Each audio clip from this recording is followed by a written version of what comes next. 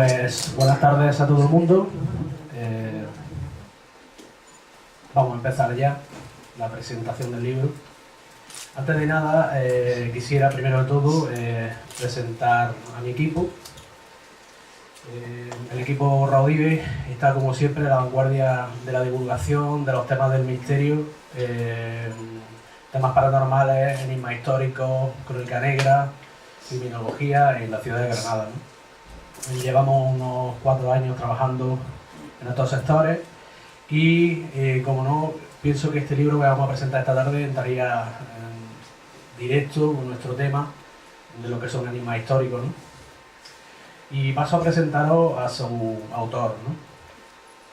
Que antes de nada deciros que ya es amigo, amigo del equipo y no es un autor más, digamos, ¿no? Luis Felipe Chávez Giraldo, nacido en Medellín, municipio colombiano, capital del departamento de Antioquia, estudió arquitectura en la Universidad Pontificia Bolivariana, historiador medievalista por la Universidad de Lleida, psicólogo por la Fundación Universidad Konrad Lorenz. En la actualidad secunda una estancia académica en la Escuela de Estudios Árabes. Decide sumergirse con esta obra en el género de la novela histórica, en este caso. Y una cruzada dorada, yo creo que es muchas cosas, tiene muchos ángulos. Por un lado, una síntesis de una investigación que creo que de más de 10 años de viajes por el mundo, en diferentes países, de las que estos viajes vamos a ver fotografías de ellos y de lugares maravillosos, ¿no? Tras la huella del Santo Grial, ese gran objeto sagrado de nuestro tiempo, yo creo que el más conocido de todos los objetos sagrados, ¿no? Pero también es un viaje a través de los siglos, un viaje en el tiempo, ¿no? Que no nos dejará indiferentes.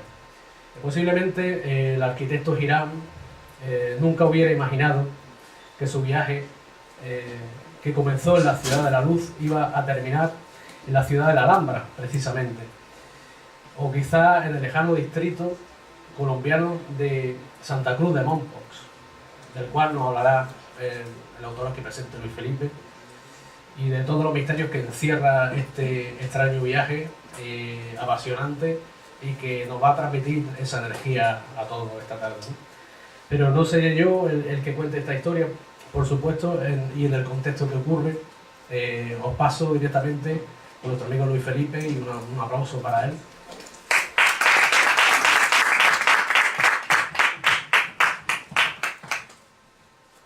Bueno, pues José, muchas gracias y bueno, muchas gracias a todos por estar aquí. Esto más que una idea y una crónica es presentar el libro a un grupo de amigos que están aquí, como se los dije en la última invitación. Quiero agradecer al grupo Raudive, al equipo Raudive, y es un equipo que realmente me acogió impresionantemente desde que yo llegué aquí a Granada. Con ellos he tenido la oportunidad de hacer la presentación del libro. Ya esta es la segunda vez que presento el libro con ellos y aparte hemos pensado en otros proyectos y también hemos hecho otras charlas. Entonces, pues de verdad un agradecimiento a ellos, porque esta difusión del libro pues no había sido posible sin ellos. El libro salió en febrero con la editorial Círculo Rojo. Realmente, como dice José, han sido más o menos 10 años de viajes, de reunión de crónicas, de visitas a sitios increíbles, unos históricos, otros no tanto, que finalmente lo que hace uno es que recopila toda esta cantidad de datos durante todo este proceso de 10 años, que en 10 años realmente pasan muchas cosas. Es la cuarta parte de mi vida dedicada a un solo tema. Y pues hay muchas vertientes, muchas líneas de tiempo, que finalmente lo que decidí con unos autores que de hecho son los autores que respaldan el libro, que son Xavi Bonet, Enrique Savarici y Óscar Fábrega, que seguro muchos de ustedes lo conocen. Son historiadores, se han sumergido en el mundo del misterio más que para difundir temas misteriosos, para desmontar temas que realmente no están basados y fundamentados en una historiografía real. Y pues digamos que de la mano de ellos, hace más o menos unos 3, 4 años decidimos sacar este libro y publicarlo, porque ellos me decían que todas esas notas que yo tenía debía tener una recopilación, una síntesis, una fragmentación de toda esta cantidad de datos que realmente estaban desfragmentados. Yo realmente he pasado muy bueno, he estado feliz haciendo este libro porque como les digo, esto me abrió a mí varias puertas, entre ellas el mundo académico de la investigación, el mundo del misterio, que son, uno creyera decir que son dos mundos opuestos, pero realmente no tanto. Las ciencias en que me he sumergido, digamos, para poder hacer este libro, pues comienzo con la arquitectura, que es mi profesión base, es algo que me organiza y me da disciplina, y ahorita les voy a ir explicando por qué y cómo va yendo este libro. Yo, como les digo, esto es más de amigos, cualquiera que tenga una pregunta puede ir haciéndola en cualquier momento. Lo que yo voy a hacer, no les voy a contar el cómo del libro, pero sí les voy a contar la forma y la historia y la trama del libro, como toda esta cantidad de datos que yo iba teniendo de mis viajes, pues digamos que los iba enlazando entre sí.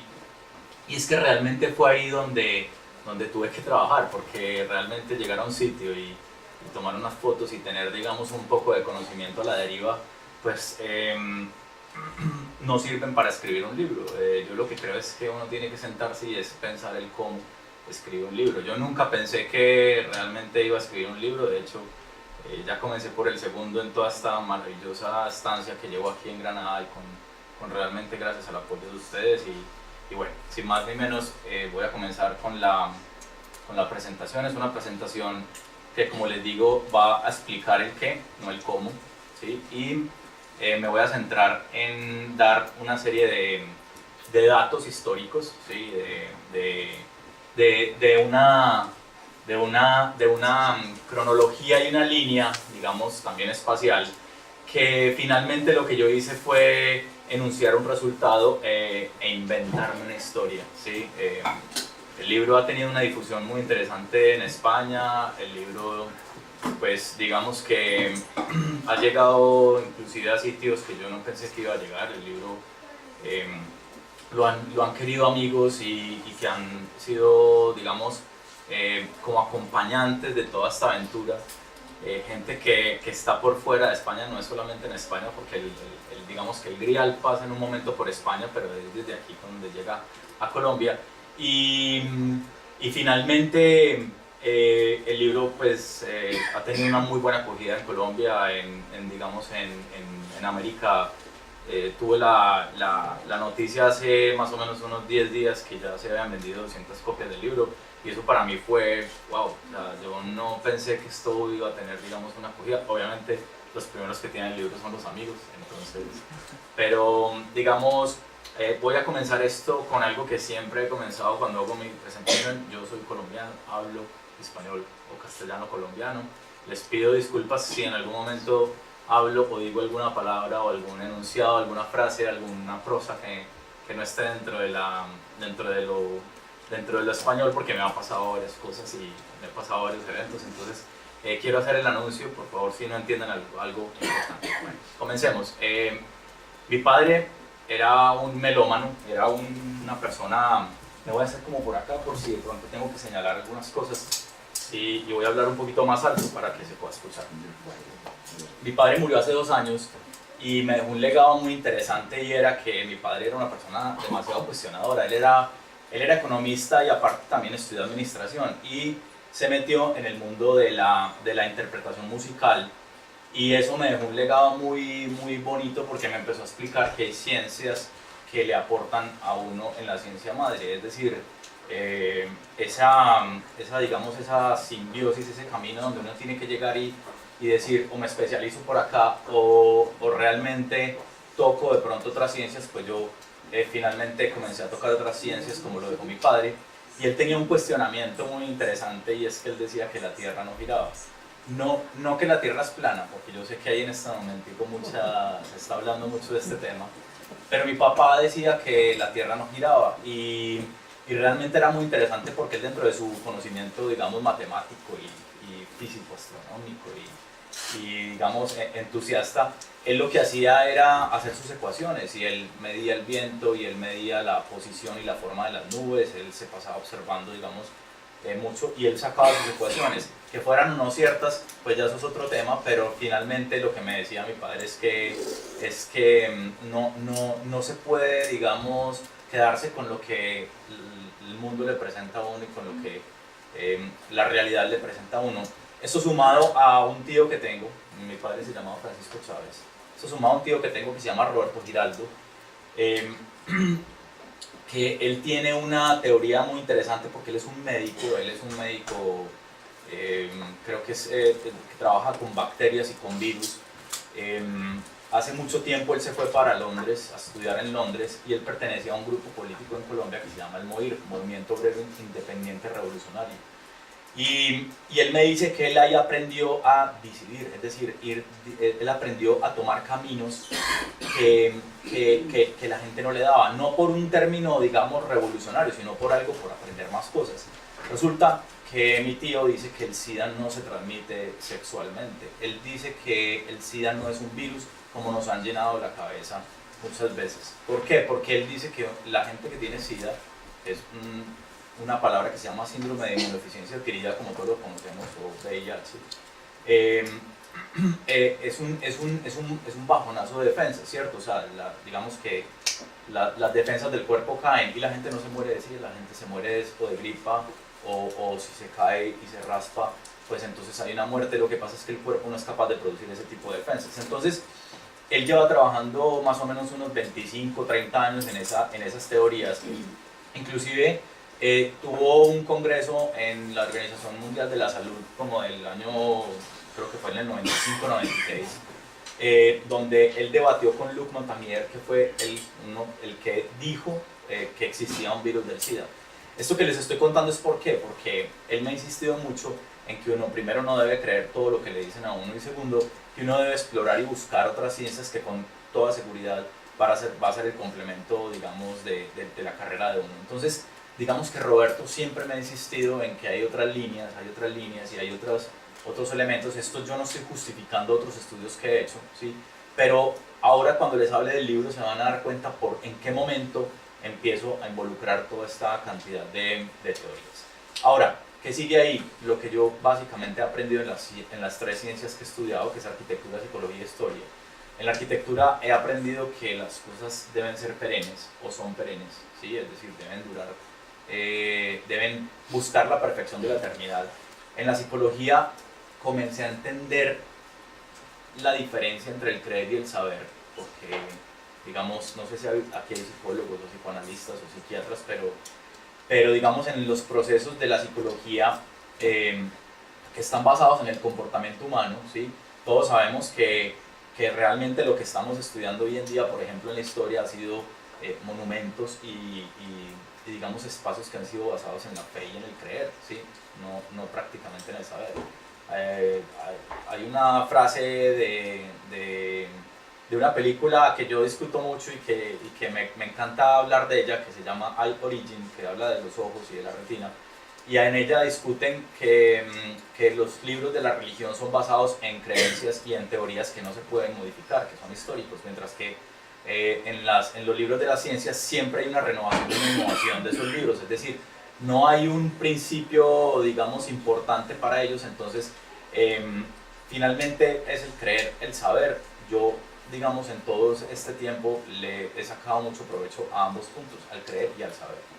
Y finalmente la historia, que para mí ha sido maravilloso entender el concepto de la implicación, porque realmente yo entre más estudio historia, más estudio teología. Yo tuve la oportunidad de hacer una corta estancia de 4 días en un centro, en una sinagoga, en un centro que estudiaba las sinagogas en Israel, y eso a mí me parecía fascinante porque cuando uno empieza a estudiar otras religiones y la historia de otras religiones, pues eso finalmente es el mismo pilar estructurante de las religiones. Entonces las ideas que le da uno a la historia es la forma como uno mezcle y como uno traiga conceptos de otros sitios y de otras religiones para poder, digamos, poder interpretar una idea. En estos días tuve la oportunidad maravillosa de hacer un trabajo de campo, con un super profesor que está aquí, Nacho, yo se los presento, pues. Me pareció maravilloso e inclusive, digamos, es un trabajo que parte de la deriva, porque la deriva es algo muy interesante porque busca es uno que ve y uno que huele y uno que siente a primera vista, ¿sí? Obviamente con un nivel de experiencia. Y finalmente toda esta tarea termina en una interpretación, y la interpretación es bajo la experiencia de qué es lo que uno ha recopilado, qué es lo que uno ha sentido y qué es lo que uno sabe, ¿sí? Para poder uno creer qué es lo que puede suceder. Entonces, esto ha sido, pues, digamos, un trabajo interesante. Finalmente, quise poner esta frase de un libro que se llama El Enigma Sagrado. Yo creo que muchos lo conocen, sobre todo la gente que está en el ámbito del Círculo del Misterio. Es un libro de 3 autores que nos inicia a todos en este tema, digamos, de María Magdalena, del Santo Grial, de Rennes-le-Château y de muchos temas, digamos, de carácter esotérico. Un libro que los mismos propios autores y otros autores también con el paso del tiempo se han encargado de desmontar sus teorías, pero digamos que no tanto por lo que se dice, sino por lo que significó ese libro. Quise poner esta frase que es una frase real. Denis de Rougemont sugiere que cuando una discusión de un evento importante resulta demasiado peligroso, se configura en forma de mito y se narra con un cuento.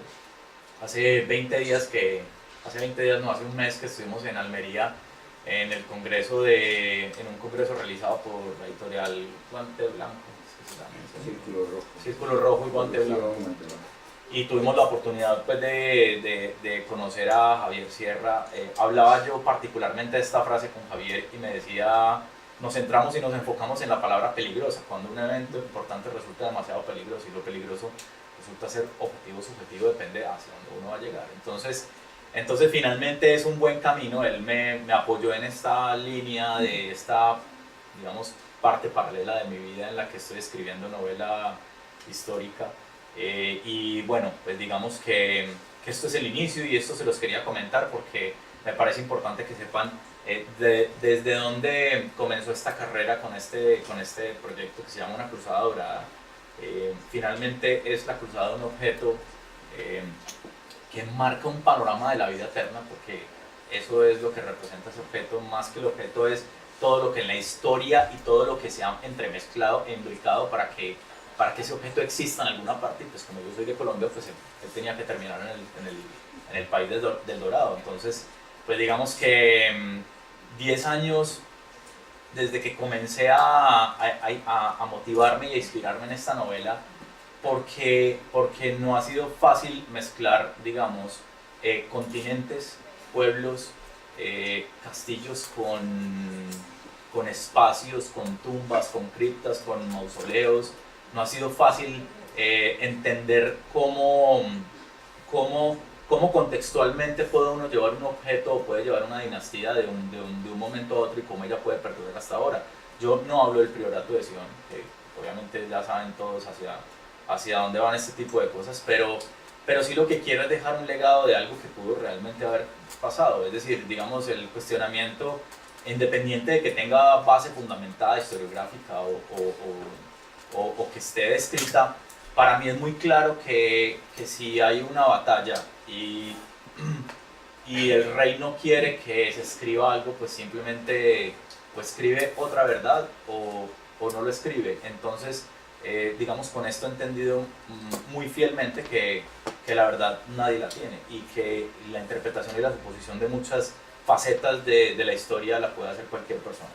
Sin antes comencemos, ahí abajo les pongo que la primera parte, yo lo que hice fue un salpicón de imágenes contemplativas para poder ubicar, y la segunda parte son estas fotografías de los viajes que hablaba José, que yo creo que les va a contextualizar. Esto es lo que yo he ido, digamos, como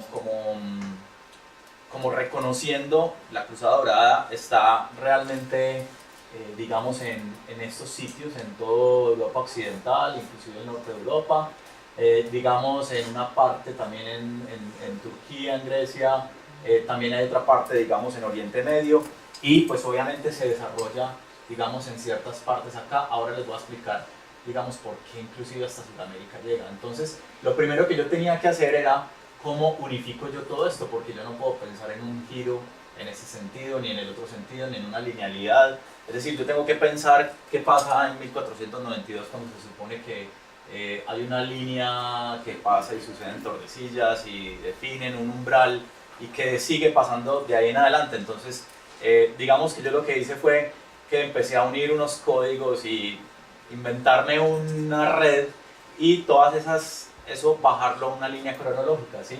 Entonces, yo simplemente lo que hice fue todos estos que estaban acá, todos estos que estaban acá y todos estos que estaban por acá, pues los puse en una línea, les di una cronología y a cada uno le di un carácter y un protagonista. Esos protagonistas son estos personajes que están aquí. Yo quisiera que ustedes no aprendan a leer, no lean esto como es que él se está inventando que hay un arquitecto que se llama Hiram, o es que Nabucodonosor II no era quien destruyó el templo. Ojo, porque he recibido unas críticas, digamos, que me decían, por ejemplo, no, es que María Magdalena nunca viajó. Y yo, a ver, esto es una novela, esto es un cuento que yo me estoy inventando, esto hay que verlo desde un punto de vista entretenido y no desde una propuesta hipotética. Yo no estoy abriendo algo aquí de ciencia, entonces por eso me parece importante. Ah, bueno, y me voy a regresar, por eso puse yo también este aviso aquí para explicar que, ojo, esto tiene contenido ficticio,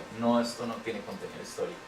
Entonces cuando yo pongo esta línea, ¿cierto? Entonces empiezo a ubicar ya un poquito más detallado toda esta cronología y todos estos protagonistas. ¿Quiénes son los protagonistas de la historia de una cruzada dorada? Son Hiram, y estamos hablando de 1000 años antes de Cristo. Shensong, que es un faraón egipcio. Luego venimos con Nabucodonosor, Herodes, en el año, digamos, antes del año 20 antes de Cristo. Luego viene José de Arimatea. Luego los templarios, Cristóbal Colón, Simón Bolívar, digamos que supongo que saben quién es Simón Bolívar, es el de la gesta libertadora americana. Y luego termina la historia con Luis de Llaves y Bendición del Alcázar. Para yo, digamos, plantear la novela, pues digamos que estos eran los principales protagonistas. Había otros viajes que hice que estaban metidos acá en estos espacios, digamos, que están como vacíos, pero no realmente era parte de uno de estos capítulos importantes o no los quise meter. Entonces, finalmente lo que hice fue darle una ubicación, ¿sí? Fijemos que Hiram está en Oriente Medio, Shensong está en Oriente Medio, hablemos también de Nabucodonosor, por no hablar de Norte de África, Herodes está en Oriente Medio, todo esto ocurre en Oriente Medio cuando viene ya por Europa Occidental con el tema de los templarios. Cristóbal Colón, que tiene que ver con Europa Occidental y América, luego Simón Bolívar, que también tiene que ver con Europa Occidental, porque recordemos que Bolívar fue iniciado en una logia amazónica entre Cádiz, París y Londres. Y luego viene Luis de Llaves y Bendición del Alcázar, que ya es finalmente en América. Entonces, ¿qué es lo que sucede? Vuelvo y les digo, yo no les voy a decir cómo está la unión de esos temas, sino qué es lo que sucede. Entonces, la primera parte que es Hiram es la construcción del templo. Ahora les voy a explicar un poco ya cuál es el templo que se refiere, ¿sí? Luego viene la primera destrucción, que es la de Shensong. Luego viene la segunda destrucción, que es la destrucción, básicamente la primera destrucción total del templo, que estamos hablando de Nabucodonosor II. Oriente Medio y Roma, digamos que es todo el imperio romano y todo lo que está sucediendo, digamos, con la expansión del imperio. Nace el Santo Grial, no nace el mito del Santo Grial, porque ya sabemos que el mito del Santo Grial nace en Baviera en el siglo XI, pero aquí se supone que nace el Santo Grial, es una ayuda, digamos, para poder darle una continuidad a la historia. De ahí en adelante, fíjense que siempre aparece esta palabra, protege, protege y protege, y simplemente es lo que la historia nos ha dicho. Finalmente aparecen estos dos personajes que es los que encuentran el Santo Grial. Entonces comencemos con Hiram. Hiram, finalmente estamos hablando del año 990 a.C., se supone que inclusive hay una tumba de Hiram, ¿sí? Del arquitecto. Hiram es una figura completamente masónica, ¿sí? Es el arquitecto que construyó el templo de Salomón, teóricamente, ¿sí? Tiene que ver con Salomón, ¿sí? La historia cuenta un poco cómo Hiram, que trabajaba con Tiro y luego va donde Salomón, ¿sí? Hay un intercambio, digamos, cultural y comercial entre ellos, va a vaya y él encuentra unos planos que no existen, él encuentra unos planos que, cuando le presentan el tabernáculo, que era muy pequeño y que estaba en una pequeña cima, pues le pasan unos pequeños planos hechos en unas piedras que él modifica y rediseña, y cuando le presenta, digamos, el nuevo proyecto, digamos, a la primera corte de sacerdotes, pues es aprobada, ¿sí? Fíjense que aquí están trabajando en los planos, les digo, todas estas son imágenes relativas, este era el primer tabernáculo, y se plantea un templo ya con unas medidas completamente específicas para guardar allí todos los tesoros hebreos. Luego viene Shemshon, que Shemshon es un faraón egipcio. Lo más importante de Shemshon es su esposa, que se llama Karoma. Yo tengo aquí como mi apoyo, porque realmente son demasiados nombres que están en la novela, entonces también me acuerdo que también Javi inclusive hablaba un poco de su novela en el mismo sentido. Entonces Karoma, que es su esposa, ella se da cuenta porque ella fue amante de un militar de la milicia egipcia, y este le cuenta la cantidad de tesoros que habían en el templo ya guardadas. Entonces Karoma le dice a Shemshon, oiga, tenemos que ir a descubrir esto, ¿sí? Entonces cuenta la historia de los tesoros de Salomón en Israel. Van hasta allá, que finalmente todos estos eran los tesoros que estaban guardados: el arca de la alianza, la menorá de siete puntas de oro, bueno, la gran mesa de Salomón, etcétera, etcétera. Inclusive se da cuenta que las paredes y parte del piso están llenas de esmeraldas y de rubíes. Entonces comienza una búsqueda y va a la primera destrucción del templo. El templo no se destruye totalmente, se destruye parcialmente, y no encuentran los tesoros los alcanzan a ocultar. Entonces esta es como la primera vez que se habla sobre la vida eterna de los objetos. ¿Por qué? Porque es la primera vez que Egipto tiende a coincidir que en el espacio sagrado, digamos, en el tabernáculo sagrado del templo de Salomón, se puede, digamos, guardar objetos que le dan la vida eterna. Vamos a Nabucodonosor II. Fíjense que ya la línea se va ampliando, ¿sí?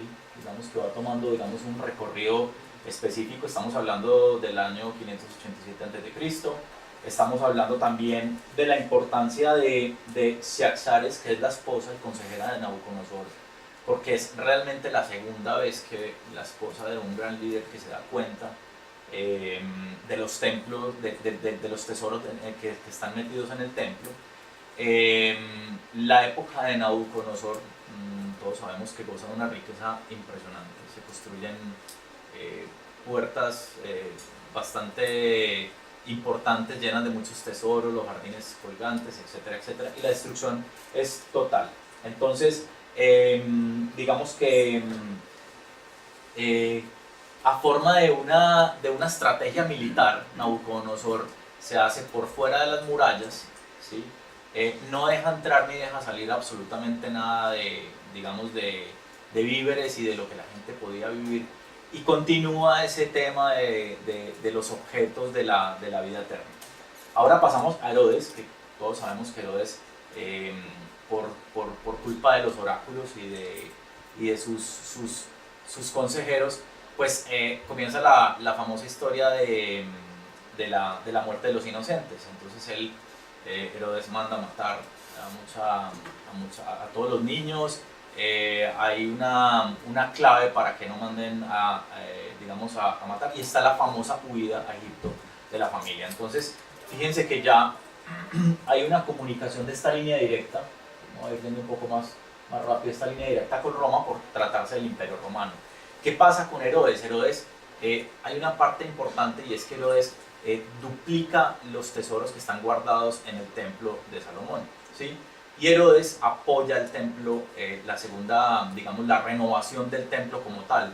Pero Herodes no estaba completamente ni de acuerdo con los hebreos ni de acuerdo con los romanos, casi que hace su gobierno independiente. Por lo tanto, a él no le importa darle un valor adicional a estos objetos, y digamos que se presenta el famoso Masada, ¿sí? Que Masada es una construcción que está, este es el Mar Muerto, ¿sí? Aquí está Masada, y él omite todo lo que pasa en el templo de Salomón. Entonces allá se empiezan a gestar, digamos, varios eventos que en el libro ustedes lo van a encontrar. Luego viene José de Arimatea. Fíjense que yo aquí no hablo de Jesús. De hecho, la novela en ningún momento cuenta la historia de Jesús, sino cuenta cómo José de Arimatea, que era una persona supremamente rica, tenía unas minas de estaño y de otros materiales, y tenía unas relaciones muy importantes, por un lado con el Sanedrín principal, ¿cierto? Y también tenía unas relaciones muy importantes con Roma, porque también tenía, digamos, comercio interior y exterior con ellos. Entonces se aprovecha de esta situación y bueno, pues finalmente él es el que define cuándo nace el tema del Santo Grial, cómo nace y quién lo esconde, porque no sé si saben que José de Arimatea era secretario de Nicodemo, ¿sí? Que era uno también de los del Sanedrín que va y escucha a Jesús en el Monte de los Olivos. Y finalmente los territorios de José de Arimatea, donde se construye el Santo Sepulcro y donde es el cenáculo, pues eran de él, ¿sí? En la novela, digamos, hay una línea continua de cómo descubrir estos tesoros, y fíjense que ahí, como ya les había comentado, nace realmente el Santo Grial. Todavía no la leyenda del Santo Grial, pero nace el Santo Grial. Entonces estamos hablando del año 30 después de Cristo y cómo esa línea tiene su repercusión final. Fíjense que hay inclusive imágenes que muestran a José de Arimatea con el Santo Grial. Todos sabemos que José de Arimatea era tío abuelo de María, y se le representa casi siempre bajando el cuerpo de Jesús, ¿sí? Y recogiendo la sangre que aún quedaba del costado de la lanza de los niños. Entonces se supone que la copa con la que él recoge esa sangre era la misma copa que la noche anterior había utilizado en la última cena. Esto pues tiene, digamos, una cantidad de temas. Yo he intentado, digamos, perseguir cuánta teoría exista sobre el Santo Grial para conocerlo. Se supone que si uno busca en internet hay 12 Santo Griales en el mundo.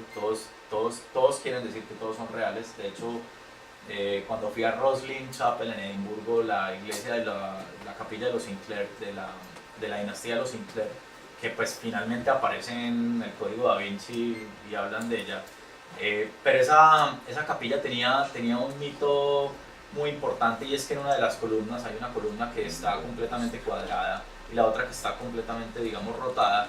Dicen que en esa columna, cuando yo digo dicen, porque esas son palabras del misterio, se dice o dicen, yo no suelo utilizar esas palabras, pero cuando digo dicen es allá mismo en Roslin Chapel, porque ellos han montado, digamos, un mundo muy interesante comercial a partir de cuando Dan Brown pues hizo la película. Pero dicen que ahí está no solamente el Santo Grial, sino el cráneo de Jesucristo. Entonces ellos obviamente han intentado y quieren hacer estudios y de todo, pero obviamente ellos no dejan, y lo más interesante de esto es el mundo que se forma a partir de ellos. Bueno, y aquí está el Santo Grial de Valencia, que aparece en el cuadro de Juan de Juanes, que no sé si lo tengo aquí, que ya más o menos en el siglo XVI comienza a aparecer el Santo Grial de Valencia, y este es el Santo Grial el cáliz de Doña Urraca, que está en León, que también tuve la oportunidad de visitarlo. No me lo dejaron fotografiar porque, digamos, eso se ha generado un tema hermético impresionante con respecto a ese grial, y bueno, ya finalmente se ha demostrado que, o va en camino de demostrarse que la propuesta de definir como un santo grial no tiene nada que ver realmente con la base y la historiografía, digamos, de San Isidoro de León. Entonces, bueno, digamos que aquí también se genera con José de Arimatea todo lo que tiene que ver con María Magdalena. Aquí está Reims-le-Château, las famosas bodas de Canaán, que ustedes saben que hay una línea que dice que era la propia boda de Jesucristo. El famoso triángulo que toca Dan Brown en su película, que es un triángulo que se repite en varias escenas de la última cena, no es solamente en la de Leonardo da Vinci. Este es el espacio del cenáculo, ahorita les voy a mostrar unas fotos, y este es el Santo Sepulcro, digamos que también enmarca un interesante destello que ya más adelante les voy a comentar. Vienen los templarios. Fíjense que aquí hay un salto aproximadamente de 1000 años, ¿sí? Los templarios, como todos saben, los caballeros pobres de Cristo, pues es una idea francesa realmente, ellos, según la historiografía, estuvieron comandados por Bernardo de Claraval, ¿sí? Lo que se quería era conformar un grupo de caballeros medievales, monjes caballeros medievales, que protegieran a los peregrinos que iban a Tierra Santa. Nadie sabe ni nadie entiende qué estuvieron haciendo en el templo de Salomón durante 9 años, y 9 templarios, ¿sí? Digamos que a este tema le saco mucho provecho, porque tengo mucha bibliografía sobre templarios, que nadie, cuando habla de templarios, todos son diferentes, todo el mundo dice cosas diferentes de los templarios, inclusive de cómo nacen. Realmente el Cister es una orden religiosa interesante de estudiar en términos, digamos, teológicos. Lo que aporta para la caballería es interesante. Y fíjense que estamos hablando también paralelamente cuando nace el cuento del Grial, ¿sí? Que pues ha tenido una evolución, de hablarlo desde el Parzival, el cuento del Grial de Chrétien de Troyes, que también lo ha utilizado mucho. Pues los autores, inclusive los mismos autores del Enigma Sagrado, lo utilizaban como base para la presentación de sus hipótesis. Esto que ustedes ven aquí, esta imagen que ustedes ven aquí, es una cueva que está en un pueblo que se llama Tarascon. Está cerca de Rennes-le-Château y Rennes-les-Bains. Cuando uno busca esas cuevas, pues se llaman las cuevas de Belém. Son las cuevas donde finalmente se escondieron los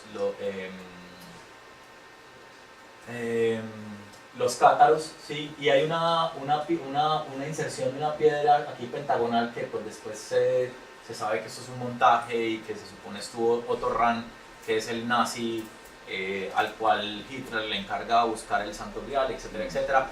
Bueno, digamos que todo este tema de los templarios es lo que me lleva, digamos, a buscar ciertos sitios. Estuve también en Carcassonne un tiempo, entendiendo un poquito cómo eran ciertos códigos y ciertas geometrías que utilizaban los templarios. Y bueno, aquí está Otto Rahn también dando de qué hablar. Luego viene Cristóbal Colón. Fijémonos que ya estamos hablando de 3 siglos después, ¿sí? Coincidencias o no, pero Cristóbal Colón, su etimología, el nombre Cristóforo significa el que lleva a Cristo, y Colón, en el siglo XII y XIII, Colón significa paloma, ¿sí? Es muy particular, visitando varios sitios donde estuvo Cristóbal Colón, porque también me llevó a la Rábida, me llevó a Génova, me llevó a 2 pueblitos pequeños en Portugal, uno que se llama Tomar, donde se supone que cuando existió la expulsión de Felipe el Hermoso, de todos los templarios, del segundo Felipe, el otro Felipe el Hermoso, de todos los templarios, pues ellos lo que hicieron fue que se fueron para 3 partes, uno para Chipre, para Portugal y para Britania, que allá lo recibían. Obviamente cambiaron su NID, cambiaron su nombre, y bueno, finalmente llegaron allá. Y Cristóbal Colón, la segunda esposa de Cristóbal Colón, que se llamaba Felipa, pues uno, siguiendo la dinastía de Felipa, pues resulta que ella venía de monjes templarios, y entonces empezó a mezclar y a darle como fascinación de ese momento en que ya el Grial pasa de Europa occidental y puede llegar, digamos, a América, porque como todos sabemos, y de hecho eso es lo que me tiene aquí en Granada, no solamente buscando esto, sino pues en 1492 realmente ocurren 2 fechas importantes, la del 2 de enero y la del 12 de octubre, ¿sí? Hay un círculo bien interesante de todo lo que estaba sucediendo. De hecho, hace poco que estuve en Toledo, también vi una documentación en la catedral sobre el cardenal Cisneros, cómo apoyaba la idea de Cristóbal Colón y cómo quería que realmente Colón fuera hacia allá. Y Hernando Talavera también, o sea, ambos siendo de ideas diferentes, pues digamos que los dos confesores de la reina más importantes, pues ambos apoyaban la idea de Cristóbal Colón. Bueno, he encontrado mucha historiografía de Cristóbal Colón realmente, y tengo un amigo en Roma, es un señor que lleva casi 40 años estudiando a Cristóbal Colón, se llama Ruggiero Marino, y él ahora desmiente teorías sobre Cristóbal Colón, las famosas teorías del último templario, etcétera, etcétera, pero habla sobre realmente lo que fue hacer Cristóbal Colón a América. Él habla sobre el cuestionamiento de si Cristóbal Colón sí sabía o no que había una tierra importante en medio de Zipango, que era donde él iba, él iba a las Indias, ¿sí? Entonces, digamos que es la forma en que yo comienzo a hacer esta comunicación con América. Ya todos sabemos que aquí estaba el tratado, la línea del Tratado de Tordesillas, y es en en el cuarto viaje de Cristóbal Colón, entre el tercer y el cuarto viaje, que Cristóbal Colón baja a las islas que están acá y va directamente a América, pero como él no puede entrar por acá, empieza a bordear todo, digamos, el continente. En el Archivo de Indias de Sevilla encontré dos documentos de Cristóbal Colón, de las memorias de Cristóbal Colón, de la agenda que él hacía en sus viajes, que habla sobre por qué río, en qué momento, en qué río él entra al continente. Y él en ningún momento habla sobre el río, él en ningún momento habla sobre ningún nombre de río, ¿sí? Y la historia ha hablado mucho de otros nombres, ¿sí? O sea, la historia ha dicho que Cristóbal Colón entró específicamente por los ríos de Venezuela, pero yo cuando busqué ese documento no decía absolutamente ningún nombre del río. Entonces, mi historia continúa, por la historia del libro, realmente continúa sobre todo lo que Cristóbal Colón quería hacer en América, ¿sí? Y lo empiezo a empalmar con ya el tema del dorado. Este señor que ustedes ven aquí se llama Rodrigo de Bastidas. Rodrigo de Bastidas era uno de los almirantes que iba con Cristóbal Colón y finalmente los que entró, digamos, en las exploraciones que hacían el proyecto y la empresa de la colonización, hacer el intercambio inicial. Y este señor, Rodrigo de Bastidas, le da el nombre al río más importante de Colombia, que se llama el Río Grande de la Magdalena. Entonces, todas estas son líneas que me han ayudado, digamos, como a emplazar un poquito esta historia de la Cruzada Dorada. Recordemos que eran 3 carabelas, la Pinta, la Niña y la Santa María. Nadie sabe la Santa María específicamente a nombre de quién. Parece que era Santa María de la Rábida. El día anterior de salir a la expedición, pues ellos le rezaron a Santa María y pues decidieron poner a Santa María porque la Pinta y la Niña pues eran de los hermanos que ayudaron a Cristóbal Colón a irse hacia tierra americana. Finalmente Cristóbal Colón muere con unas capitulas, con unos documentos donde no es que lo aprueben como franciscano, sino que él solicita que se le ponga como sus vestiduras de franciscano. Eso también lo encontré en el Archivo de Indias de Sevilla, en estos documentos. Y bueno, todo esto digamos que me ha ayudado pues como a también hacer un poco más de historia del Santo Grial. Finalmente Simón Bolívar nace en lo que hoy se llama Venezuela, ¿sí? Que en su momento era la Nueva Granada. Simón Bolívar, como muchos otros masones de la gesta, digamos, libertadora de América, como en esta zona norte que era Washington y Benjamin Franklin, en la zona central que era Benito Juárez, y hacia el sur que tenemos a O'Higgins, a San Martín, a Francisco de Miranda. Todos fueron iniciados en la misma logia, ¿sí? Eso me ayuda mucho para poder, digamos, determinar y seguir la línea de quién lleva y quién esconde el grial. Y fíjense que aquí está el mapa de Colombia, ¿cierto? Que está en la punta. Este es el río, digamos, de la Magdalena. Ellos generan una gesta libertadora, que es en este sentido, y en este sentido, en el sentido contrario, y en pro de las manecillas del reloj. Y aquí finalmente es donde se encuentra Simón Bolívar con José San Martín. Se encuentran, ellos tienen una reunión a solas, en secreto, nadie sabe, no hay historiografía, no hay ningún documento que diga qué pasó ahí. Lo único que se sabe es que San Martín tiene este viaje, sale por Panamá y viene y regresa a su logia y a su tierra y a su familia en Cádiz, mientras que Bolívar sí sigue por acá hasta que llega a Bolivia, aquí al centro, y genera la primera constitución. Todo esto, gran parte la van a encontrar en el tema del libro. Entonces, ahí tenemos imágenes de Bolívar, de cómo fue su proyecto de gesta libertadora.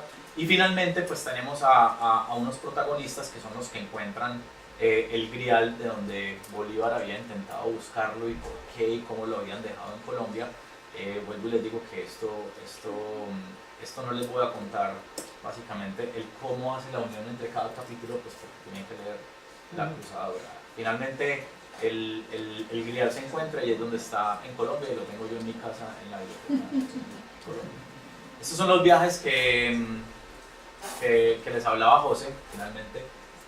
Todos estos, digamos, todos estos aspectos y todos estos viajes están involucrados en el libro. De hecho, el libro tiene también unas fotografías internas, digamos, muy particulares que decidí meterlas a color.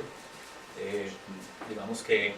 bueno, finalmente el libro termina en una población en Mompox, que es donde encontramos el Grial, pero el libro tiene una fotografía de todos estos viajes, digamos, que se han hecho, que ya les voy a contar algunas de esas fotografías, que inclusive pues está metida Granada y está metido también el Museo del Oro en Bogotá. Esta primera es un pequeño, digamos, como un pequeño recinto de la gran muralla de Jerusalén, se llama la Ciudad de David, donde se suponía que estaba el palacio principal del rey David y donde allá había cierto tipo de reuniones para construir las fases del templo. Este es el cenáculo que, digamos, todo esto me ha servido porque yo el cenáculo lo tenía, digamos, historiográficamente ubicado en un primer piso. De hecho, no hay... O sea, cuando digo historiográficamente son libros que aparece la ubicación del cenáculo, ¿cierto? Pero pues de hecho no hay un documento que diga que el cenáculo existió, no hay un documento que diga que la última cena existió, en fin. Este espacio resulta que estaba en un segundo piso y eso fue, digamos, cuando fui a visitarlo me modificó casi todo el capítulo completo porque pues digamos que en la trama del libro hay algo importante con ese primer o segundo piso, que es cuando Jesús realmente pues hace el lavatorio de los pies y es la última cena, etcétera, etcétera. Esto está al lado de esta escultura de David, pues me parece interesante porque lo que dicen es que el cenáculo estaba al lado de la boca del león, ¿sí? Esto que ustedes ven aquí es la mezquita de la Cúpula de la Roca que hoy día existe en la parte central de lo que alguna vez fue el Templo de Salomón, allá adentro de la cúpula de la mezquita de la Roca está la piedra donde se supone que ascendió Mahoma al cielo, ayudado por el arcángel San Gabriel, etcétera, etcétera. Este es el muro occidental del Templo de Salomón, ¿sí? Digamos que este muro, este es el vértice de la esquina y hacia acá está el famoso muro de los lamentos, ¿sí? Donde está todo, digamos, los judíos, digamos, lamentándose por la destrucción del templo, pero este muro es el muro donde finalmente se supone que se quedaron los templarios ahí y donde que eran unas caballerizas, las caballerizas de Salomón. Entonces también tuvimos pues la oportunidad de conocer ese muro. Esto es Masada, de al fondo se ve el mar Muerto. ¿Por qué pongo Masada aquí? Porque Masada se convirtió en un punto de control de todas las rutas comerciales que venían de Oriente, que pasaban hacia el Mediterráneo. Hay algo del libro, digamos, que tiene relación con toda esa, digamos, línea que viene acá. Este también es en el Santo Sepulcro, porque el Santo Sepulcro, digamos, pues, como saben, esta es la capilla bizantina del Santo Sepulcro. Hay tres órdenes que la están cuidando en este momentito, hay tres órdenes religiosas que la cuidan. En ese momento me tocó una orden que estaban permitiendo entrar y de hecho todavía había un andamiaje muy grande que una expedición de National Geographic que estaba buscando qué era lo que había bajo esas piedras y ellos finalmente dijeron que habían encontrado pues unas piedras del siglo XIII, encontraron unas del siglo IX, pero no encontraron nada de huesos, ni encontraron nada que permitiera pues, hacer unos estudios de material. Estuve en Foix, en la población de Foix, esto queda al sur de Toulouse, en Francia. El castillo también tiene un mito muy bonito y es que dicen que el príncipe que vivía en Foix protegió el Santo Grial. Entonces fui a conocerlo allá cuando estuve también recorriendo todo lo que era la famosa piedra esta pentagonal, que también estuve allá. Estuve viendo unas logias en la comunidad de Foix para poder entender qué información tenían ellos. Este es Notre Dame también, que se supone que ahí enfrente de Notre Dame fue llevado a la hoguera Jacques de Molay en 1314, 6 años después que ocurrió lo de la expulsión lo de la masacre pues, de todos el famoso Viernes Negro, de la masacre de todos los templarios. Esto es Carcassonne, que en Carcassonne hay una documentación muy interesante sobre todo el proceso eclesiástico que desde allí se comandaba, ¿sí? en el siglo XIII y XIV. Este es en el pueblo de Rennes-le-Château, este también es en el pueblo de Rennes-le-Château, que todos saben que pues, el mito es que un cura se hace millonario y bueno, ya hay muchos autores que han desmontado, digamos, esto, pero que la duda era que él había encontrado en unos pilares de carácter visigodo unos pergaminos que tenían que ver algo con el Santo Grial o con Jesús. De hecho, se habla de la tumba de María Magdalena, se habla de la tumba del propio Jesús. Este es en el castillo de Montsegur, donde pues está todo lo que ocurrió con la famosa cruzada albigense, ¿cierto? De los cátaros. Este también es allá, este es adentro, y este, por ejemplo, es un pueblo al sur de Francia, cerca de Marsella, que se llama Saint-Remix, Saint-Maximin de Saint-Remix. Es un pueblo pequeño, no tiene más de 1500 habitantes, pero tiene una super catedral y ahí se supone que hay una cripta donde está el cráneo de María Magdalena, porque se supone que ella, en el momento en que van a crucificar a Jesús, pues ella se tiene que ir, como todos los apóstoles se tuvieron que salir corriendo de los romanos, y José de Arimatea ayuda a volarse a María Magdalena por Egipto, Alejandría, y cruza hasta llegar a Marsella. Entonces digamos que de ahí se desmontan una gran cantidad de teorías de las vírgenes negras, de la hija de Jesús que se llama Sara, etcétera, etcétera, y de ahí viene la dinastía merovingia, carolingia, etcétera, etcétera. También estuve en Aviñón visitando también, allá lo llaman el círculo eclesiástico, que tiene unos documentos también interesantes. Cuando estuvo el papado allá, estuve en la Gran Logia de Londres, que como se sabe, digamos, popularmente la logia nace como institución, la masonería nace como institución en 1717, el año pasado cumplió 300 años, y pues digamos cuando nace la institución pues se generan muchas, digamos, fantasías revolucionarias, entre ellas está la gestación de la gesta libertadora de América, que realmente fue verdad. Esta fue en Roslin Chapel, estas dos son de Roslin Chapel. Visitando allá pues hay un tema bastante templario, pues es una pequeña iglesia muy interesante, muy, digamos que la misma gente de allá me contaba que han podido volver a mantenerla y a organizarla gracias al turismo y gracias a Dan Brown, porque finalmente pues de hecho yo fui gracias a Dan Brown, porque si no la conoce uno. Este es un jardín que hay enfrente de la casa de Cristóbal Colón en Génova, que también lo visitamos. La casa de Cristóbal Colón es más antigua, pero este jardín es del siglo XV o XVI y tiene unas inscripciones, digamos, templarias acá. No tiene nada que ver, digamos, con el tema de Cristóbal Colón, pero todo eso, como les digo, han sido líneas y temas que me han ayudado como al libro. Esta es una copia de la Santa María, una réplica de la Santa María en Génova. Este es un listado también que involucré en el libro, en una parte que cuando fui a Roma, al Vaticano, pues todavía no habían puesto el nombre de Benedicto, y es muy particular este listado de todos los papas de la historia porque no aparece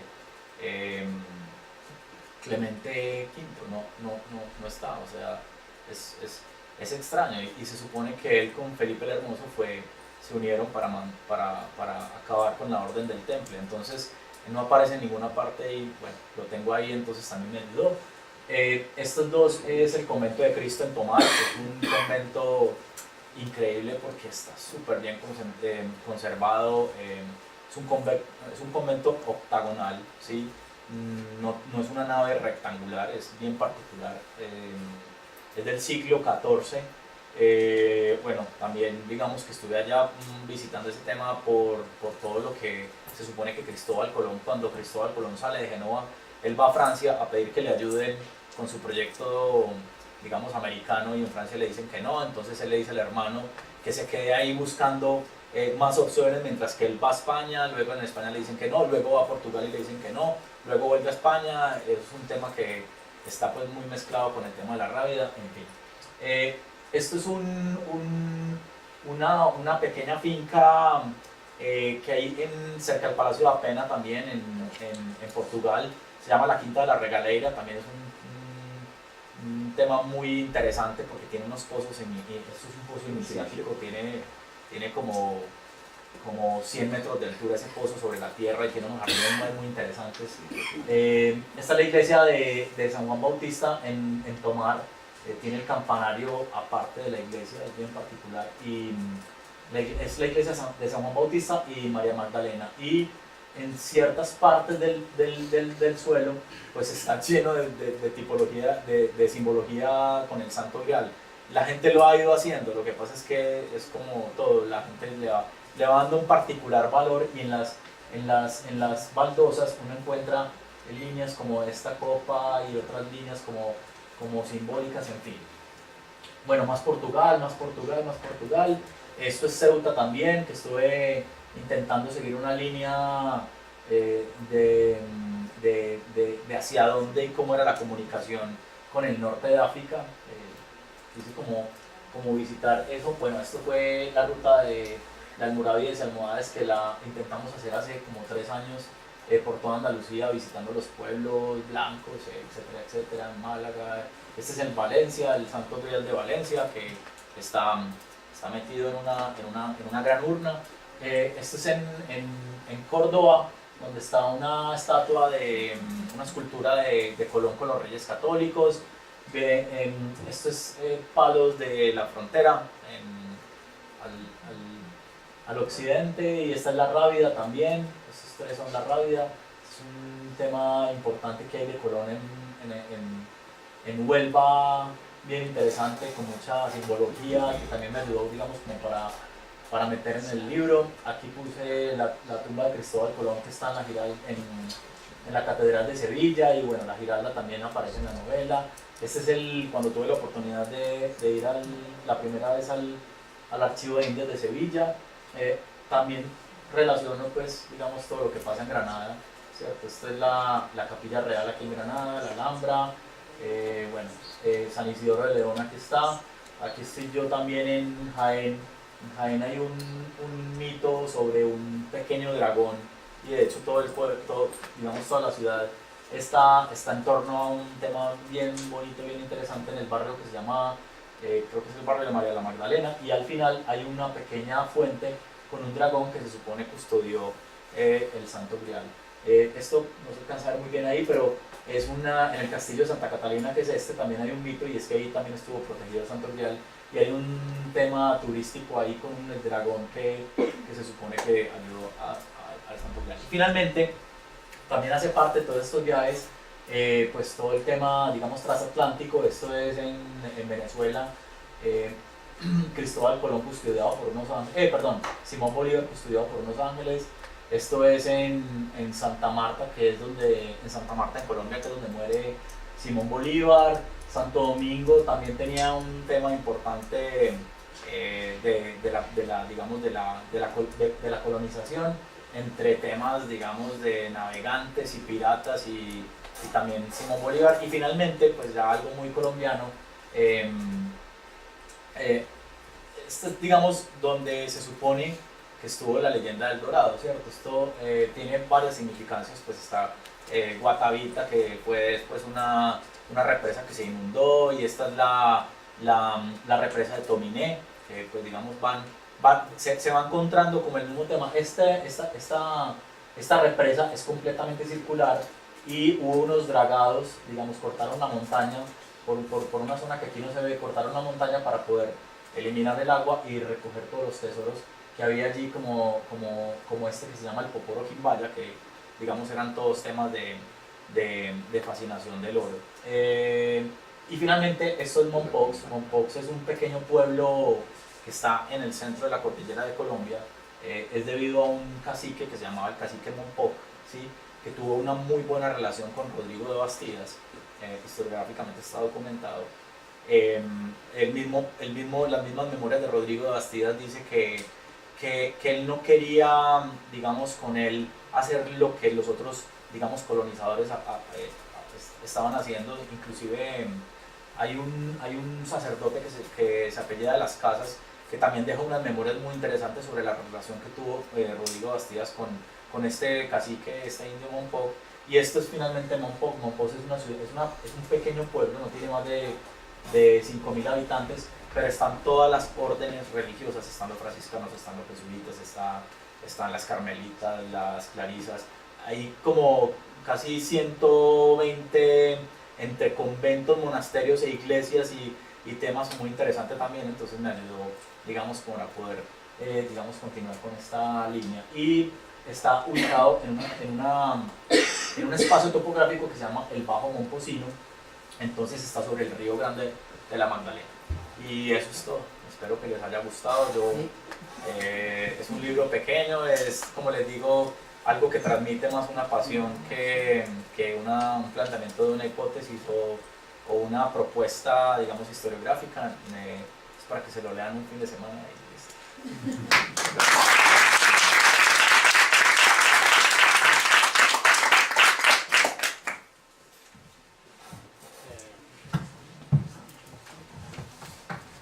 Bueno, pues muchas gracias, Felipe. Contentísimo de tenerte otra vez más con nosotros. Bueno, ahora de alguna cuestión más. Por supuesto, tenéis el libro a vuestro servicio, él lo firmará debidamente. Decir también que os hemos dado al principio un número, no sé si lo tenéis por ahí todo, porque vamos a sortear un par de ejemplares del libro, ¿vale? Entonces, no lo perdáis. Y si tenéis alguna cuestión que hacerle a Felipe, está en nuestra disposición. ¿Alguna pregunta? Bueno, ante todo darte la enhorabuena, he leído tu libro ya, me ha gustado, y sobre todo las líneas que hace masonería, iniciaciones, merece la pena. Y quería preguntarte una cosa en concreto, no sé si ahora no está un poco fuera de lugar, pero creo que sí. Para ti, ¿qué es el grial? Bueno, yo creo que para mí el grial es un mito, más que un objeto y una dinastía, es un mito. De hecho, mi madre, que no sabía nada de este tema, hace 8 años que empezó todo este proyecto, ella un día me preguntó, porque yo le dije, mamá, estoy escribiendo sobre el Santo Grial, ¿qué te parece? Ella me dijo, ¿el qué? Entonces, y ella es muy devota, en Colombia hay mucha devoción. Es una devoción casi de fe ciega. Yo creo que por ahí arrancan los mitos, ¿sí? Cuando hay algo que uno no ve, pues se considera como mito, ¿sí? Cuando no ve, no me refiero a ojos, ¿sí? Cuando hay una fe enseguecida, pero como vuelvo y te digo, Paco, es decir, he visto puntos, digamos, proyectos históricos que de personas que académicamente están muy bien preparados y los libros, y sale con unos libros de unas teorías que uno dice, esto falta fundamento, ¿cierto? Te estoy hablando desde un punto de vista académico, ¿sí? Pero cuando me sumerjo, digamos, en evaluar y valorar si esa persona que hizo ese libro estaba intentando de mala fe hacer algo, ¿sí? No creo, yo creo que la semana pasada, te voy a complementar con esto, la semana pasada terminé un artículo, yo escribo para un periódico que se llama Portafolio en Colombia. Portafolio.co es un periódico de carácter económico y lo que yo hago es relacionar, digamos, historia económica con lo moderno, ¿sí? Y estaba terminando de hacer un artículo sobre qué va a pasar cuando la gente deje de creer, ¿sí? O sea, qué va a pasar con las construcciones, qué va a pasar con hacia dónde vamos. Esto es un poquito ya más filosófico, pero digamos lo he debatido mucho con un profesor que yo tengo que es profesor de la Universidad de los Andes de Filosofía Histórica y con él coincidimos que la gente está dejando de creer porque, digamos, la gente antes creía en algo de lo divino y basaba su fundamento en la fe, ¿cierto? Y de ahí se generaron los mitos. Y cuando llega un representante de esas creencias y de esa fe, que ese representante no tiene nada que ver con el doctrinaje o el mensaje o el contenido de esa creencia, es ahí donde la gente ya deja de creer. Entonces digamos, Paco, yo te podría decir que para mí algo que cabe en la historia, ¿sí? Digamos, en estudiar el pasado y para entender el presente y sobre todo para proyectar o plantear o arriesgarse metodológicamente a saber qué es lo que va a haber en el futuro. Los mitos son importantes, ¿sí? El creer es importante, igual que el saber. Yo no pretendo, digamos, decir que hay una copa que está en mi casa, en la biblioteca, y que, porque no es así, porque de hecho lo definimos con un grupo y definir lo que yo no puedo plantear una hipótesis, porque primero no creo como tal que eso sea así, ¿sí? Pero como te digo, digamos, esto es una ilusión fantástica que en 300 años alguien puede coger este libro y decir, wow, es que había un libro de una persona que hizo 2 másteres en ciencias diferentes y es verdad, vamos a buscar el libro, vamos a buscar el Santo Grial en Colombia. El secretario de Cultura de Mompox me dijo, yo le saco el libro, venga, dígame, ¿qué quiere? Yo me muevo con el libro, claro, porque cuando se diga que el Santo Grial está en Mompox, a Mompox va a haber alguna cosa que se vaya a mover.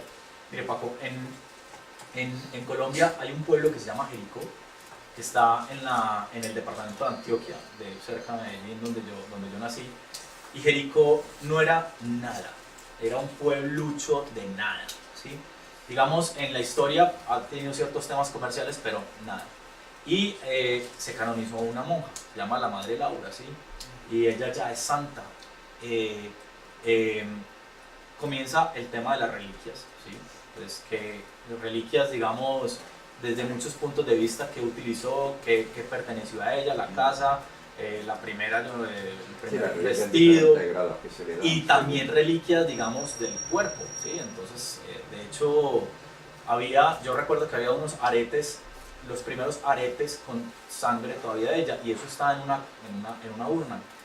Pues, Paco, el Producto Interno, el ingreso del Producto Interno Bruto ya de este pueblo es impresionante. Hicieron un recorrido por los sitios de la Madre Laura. Entonces, yo creo que los mitos se pueden volver realidad en la mente de las personas. Yo la vez pasada, en una charla que también di con José sobre masonería, que tú estuviste, yo ponía la imagen de la Mona Lisa, ¿sí? Y eso es un ejercicio que siempre he hecho, porque la gente le da el valor a la Mona Lisa que la historia después de haberse hecho la Mona Lisa le ha dado. Y lo que hablábamos, la Mona Lisa puede haber sido un cuadro sencillo, o sea, de una persona y ya, pero la gente empieza a meterle un valor, y entonces que uno es el infierno y entonces que el otro es el cielo. De hecho, dicen que hay gente que dice que la Mona Lisa era el mismo Da Vinci. Da Vinci. Entonces, sí, para mí es un mito. Sí, no, yo lo decía sobre todo, o sea, la pregunta era un poquillo con trampa, ¿no? A raíz de tu experiencia, de esta búsqueda, de estos maravillosos viajes, los sitios donde realmente los ponen, pues claro, te das cuenta de por dónde va los tiros. Claro, es que Paco, de hecho, te complemento rápidamente, digamos, algo sobre lo que yo, digamos, académicamente estoy trabajando es que cuando uno va a Jericó, uno va a Medellín, uno va a Bogotá, Cartagena de India, sobre todo el norte de Colombia, hay tanto aire, por ejemplo, árabe, ¿sí? Que yo no puedo decir, no, es que Colombia tiene un árabe, tiene un aire árabe, no, me toca meterme a las fuentes y a buscar, ¿sí? Y fíjate, Paco, que en esa búsqueda que he hecho, hay ordenanzas que son escritas en la misma época que no coinciden, y se supone que son documentos historiográficos sobre los cuales yo debo referirme en esa metodología de cuando uno primero encuentra algo y luego uno tiene que buscar más para poder comparar, para poder definir cuál es el camino que lo lleve a uno a poder tomar una decisión, ¿cierto? El famoso, que es que Isabel la Católica dejó en su testamento que por favor cuiden a los esclavos, a los indios y a los negros, ¿sí? Ahí está, en el testamento está, pero en las ordenanzas que vienen después. Entonces, fíjate Paco, que inclusive la misma historia le presenta a uno temas que uno va descubriendo que no tienen la verdad, nadie tiene la verdad. Ahora, hay un umbral para pasar de un mito digamos, a la historia científica como tal, ¿cierto? Yo no pretendo demostrar nada, es más, el libro que estoy escribiendo en este artículo nada tiene que ver con misterio, es una novela.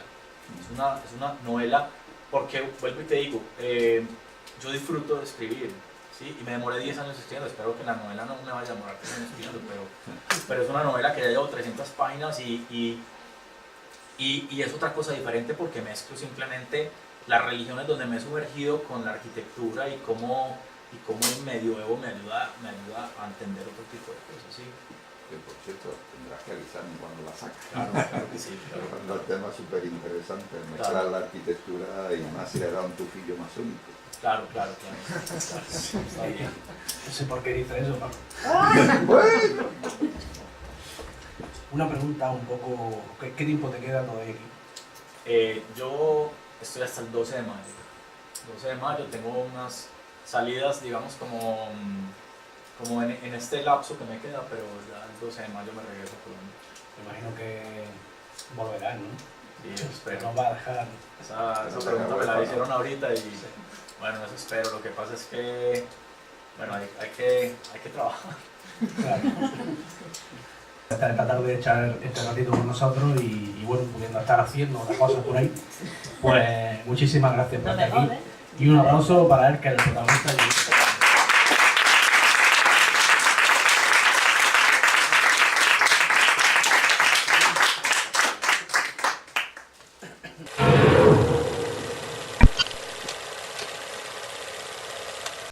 You